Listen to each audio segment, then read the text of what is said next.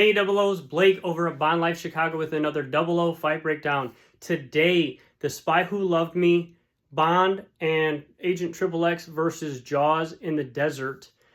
Really not a whole lot of technical fighting. In any of the fights with Jaws, there's not a whole lot of technical fighting. He's basically indestructible. It's a little bit of comedic relief, but again, Bond has to usually rely on his situational awareness and his resourcefulness in order to overcome Jaws, because Jaws is just a behemoth, as well as he's just impervious to any type of strikes that Bond might be able to provide to him or give to him. But again, there is some situational awareness here for Bond, and I do like that aspect of it. So without further ado, let's get into it. Obviously, I'm gonna go back a little bit before the fight specifically. Bond and Agent XXX have snuck into the back of the van, and they believe that they have the upper hand on Jaws, but he actually knows that they're back there. He drives into the middle of the desert, and he gets out. He starts just kind of walking towards some of this Egyptian structure. As they get out and they start to tail him, what I really like is that Bond kind of peeks into the car, like the driver's window. We don't really know what he does at this point. But that's going to come up later in this scene.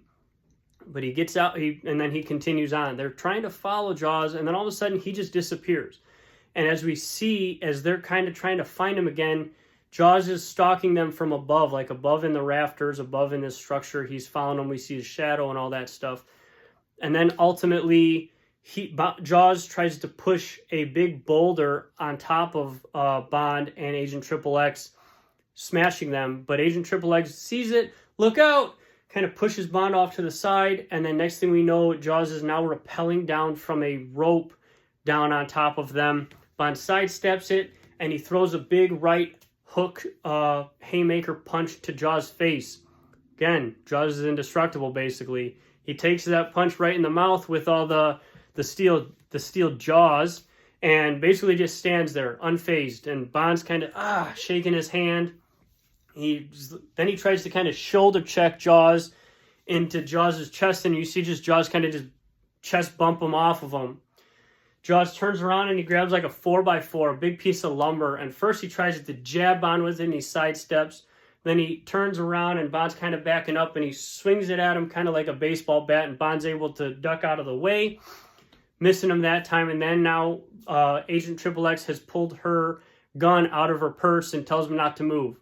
She asks for the microfilm that both her and Bond are after at this point, and Jaws kind of stops. He's not doing anything. He digs out of his pocket and he grabs the microfilm, but instead of just handing it to her nicely or throwing it to her, he kind of throws it in between everybody.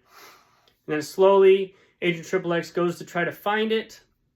As she's trying to grab it, Jaws kicks her hand away. She does grab it, and she runs away. She's now running to the van. As this whole, it's kind of suspenseful. It's a little bit slower, and they're going back and forth between Agent XXX's face and Jaws' face, and you kind of feel like he's tricking her. He's going to attack her. But they do give one quick shot at Bond, and he kind of looks, and he's looking at one of these wooden posts here next to him, and then he's kind of looking up at the surrounding of this scaffolding that Jaws just jumped down on them from. And it looks like he's kind of got an idea. So now Agent XXX has grabbed the microfilm, she's ran off, and it's back to just Jaws versus Bond. Jaws still has that big piece of lumber, and he's getting ready to hit Bond with it again. And Bond kind of steps off to the side, and now he's standing right next to that piece of wood that he was looking at earlier. And as Jaws swings it at him, Bond kind of jumps out of the way, and the piece of lumber hits that column, basically making that whole scaffolding, that whole structure fall down on top of Jaws. And at this point, Bond thinks that Jaws is finished for, and he walks over to the van. Agent XXX, obviously now, like I said, something else is going to come up from previously in this scene. Agent XXX can't leave in the van because she can't find the keys. Bond walks up, looking for these. He's grabbed the keys knowing that very well somebody might try to leave him behind there in the middle of the desert, and he grabbed the keys so that he would have the upper hand and know that he would have a way out.